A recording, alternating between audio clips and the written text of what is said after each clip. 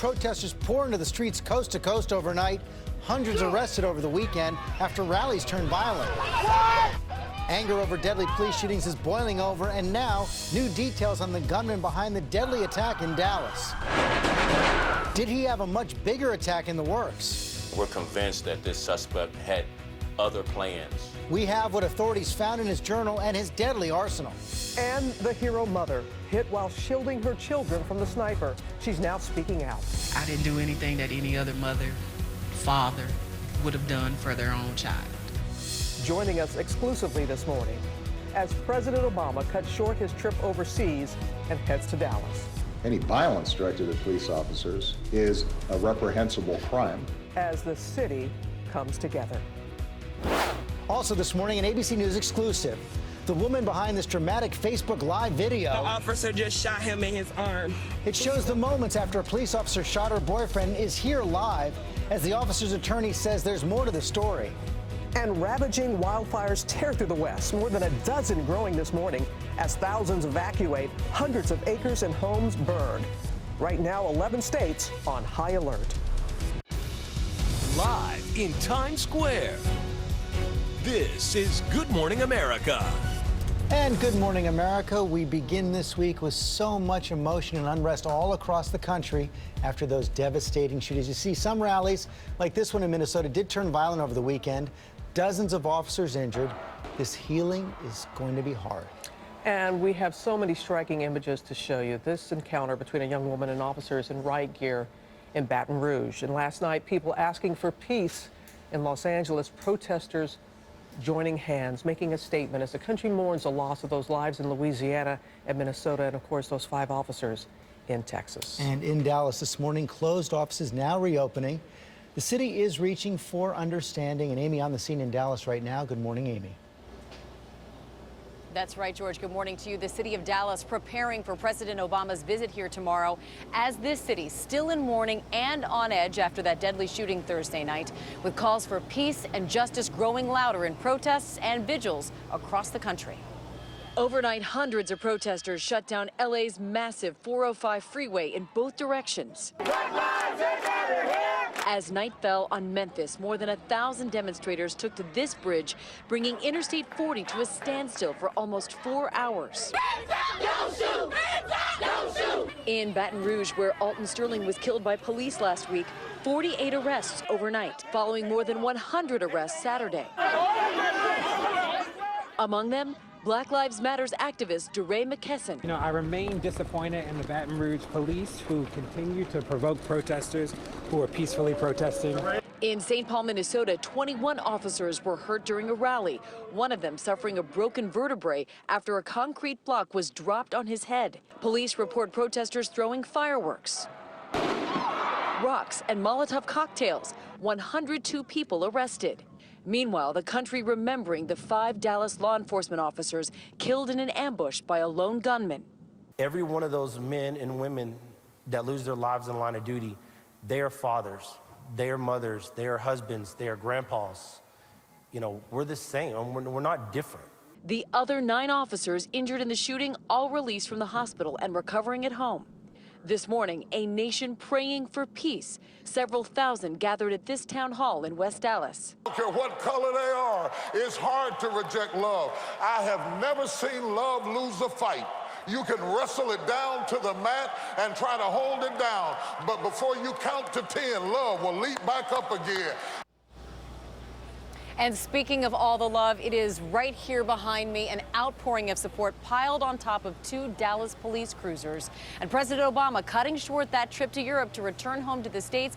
He is set to visit this city tomorrow, where he will attend a memorial service for those fallen 5 officers. Robin? All right, Amy, thank you. And we have the latest now on the investigation into the gunman. New details emerging about the attack he planned and his frantic final moments when he scrawled a message on the wall using his own blood.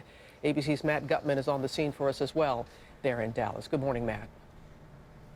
Good morning, Robin. Authorities are telling us that Micah Johnson acted alone. Still, they're picking through his cell phones and his laptops in order to determine if anybody else knew what he was planning. Now, they say that he'd been scribbling in those journals you mentioned, that he had practiced bomb detonation and doing tactical drills in his backyard, all in order to become what they call a killing machine.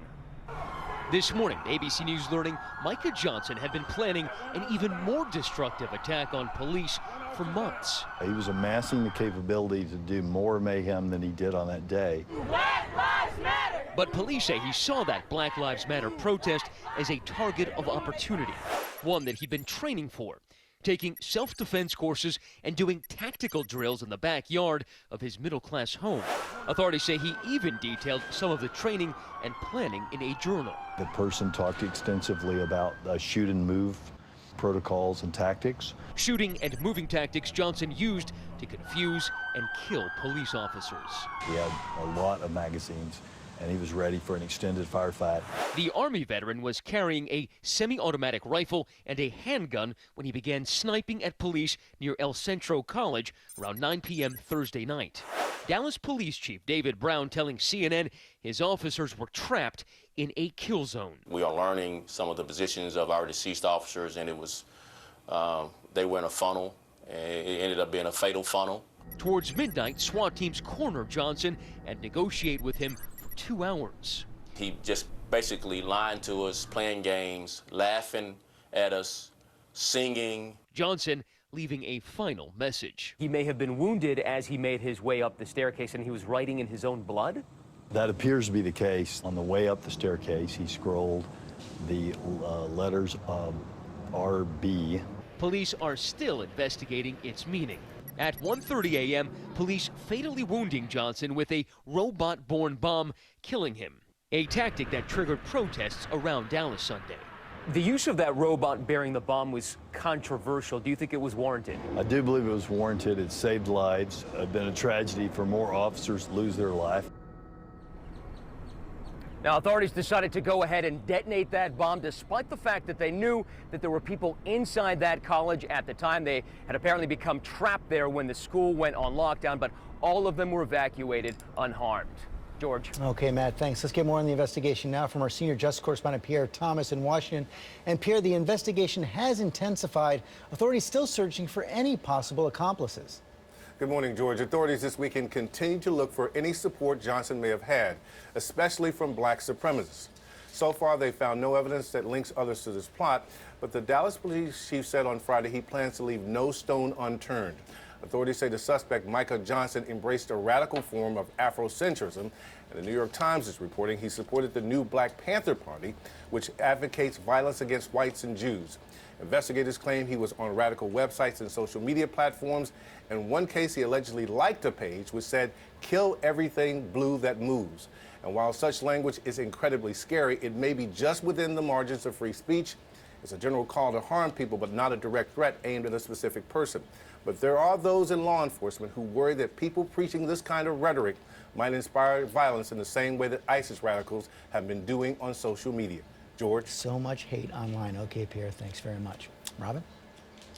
All right, George, thank you. Now to a Texas mother being called a hero. Mia Taylor and her 4 sons were caught in the hail of bullets, and she was wounded trying to protect them. And she joins us now from Garland, Texas. Mia, it is so good to see you. Tell us how you are doing this morning as you continue to heal and recover from your wound. I'm just very thankful, and I'm just glad I'm still here. I'm glad my boys are still here, and I'm just very thankful. Thankful is the word, and we are thankful for that as well. You went there with your sons to the protest. Tell us what happened then. Yes, ma'am. I wanted to take my boys to the protest so they can just see unity and how we can come together to make a difference. And everything was great. You know, it started to come to an end, and we were just talking. And then the shots rang out. When did you know that you were hit? As we were on the corner, we heard it was really just me and my boys and the police officers on that corner, and we heard that first shot. And we all just kind of looked around, and officers included, not entirely sure what that was or where it was coming from. And then a second shot rang out, and I heard the officer, he yelled out, you know, he's got a gun. He said, run or get down. And then it just was a barrage of bullets that just It almost sounded like they were coming from everywhere.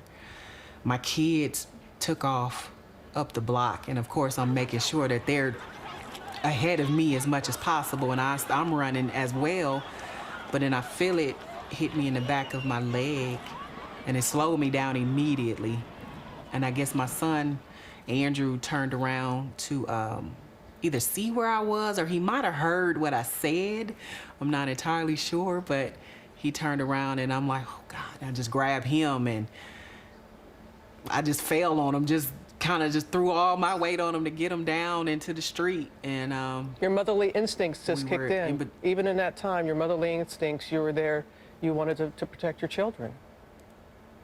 Absolutely, absolutely, absolutely. And what did the police do when they knew that you were shot? The police around you? A few officers had come up that block right where we were, and they saw us laying there, and one of them asked, you know, is anyone hit? My son said no, because he was not aware at the time that I had been shot.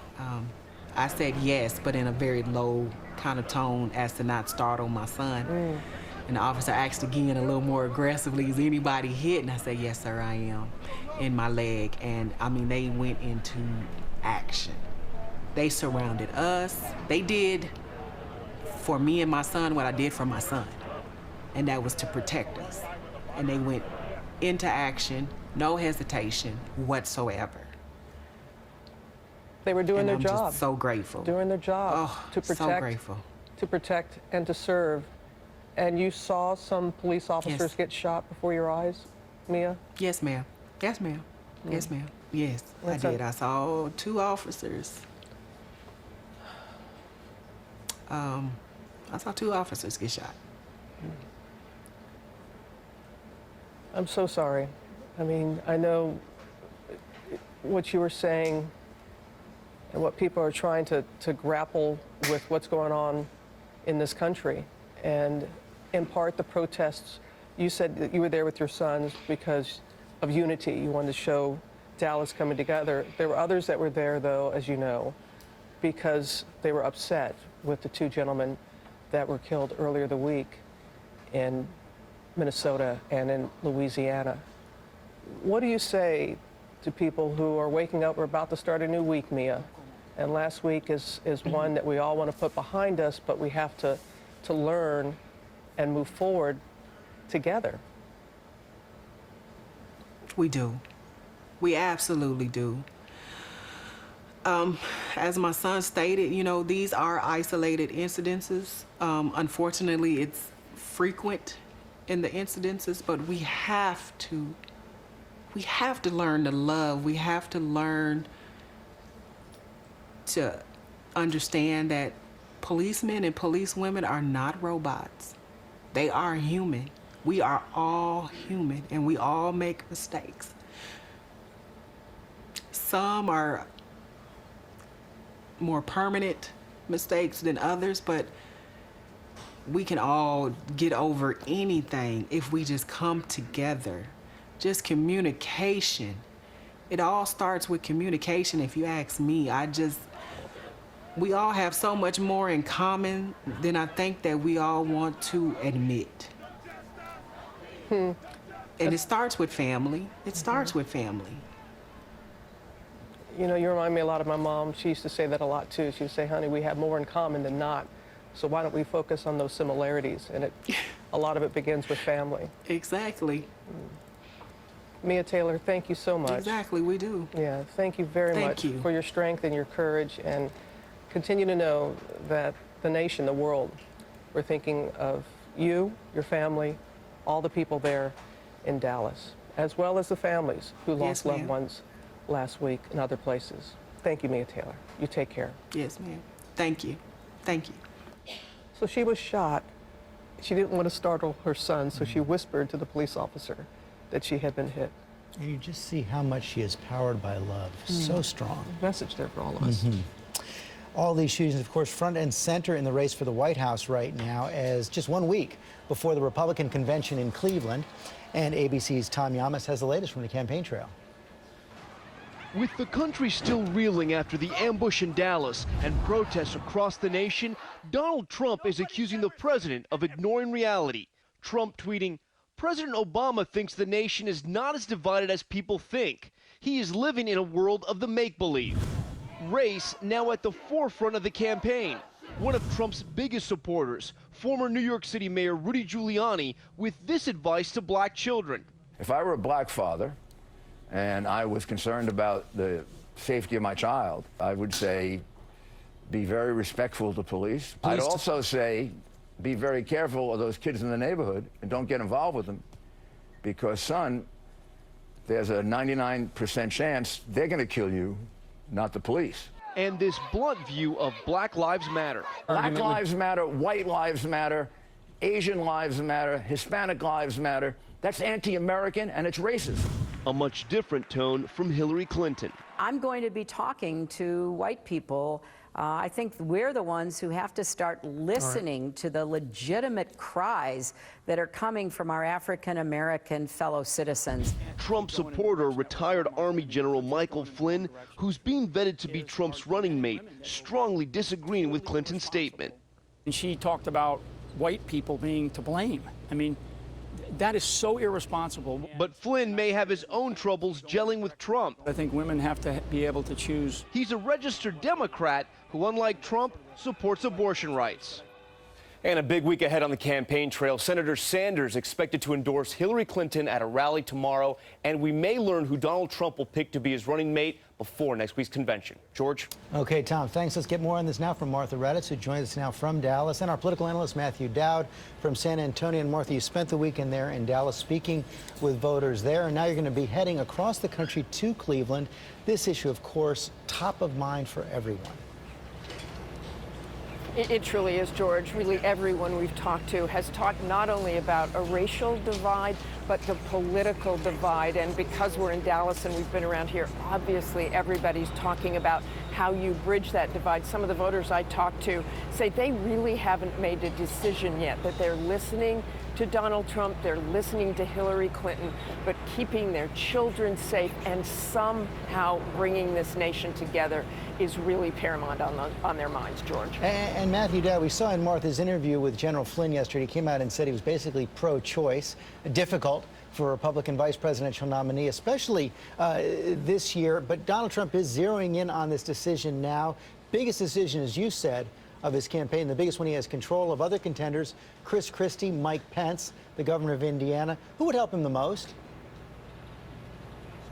Well, I think this is a very important point in the time for Donald Trump. I mean, for two reasons this decision matters to him a lot. One, he needs to dominate the conversation again, George, in the course of this, and he's lost control somewhat of the conversation over the last month. It's important for that. And two, he needs somebody to be part of his tag team. He's been tag teamed. He needs somebody to help him attack the other side and carry his message. And he's not had that since he's gotten the nomination or come to close to getting the nomination. Could get in the next few days. Okay, Matthew Dowd, Martha Raddatz, thanks very much. Let's go to Ginger. Yeah, at least 19 large wildfires burning out west from Colorado to California. This image from Boulder County, that is the Cold Springs fire. Now, 2 out-of-state campers were arrested for setting that fire.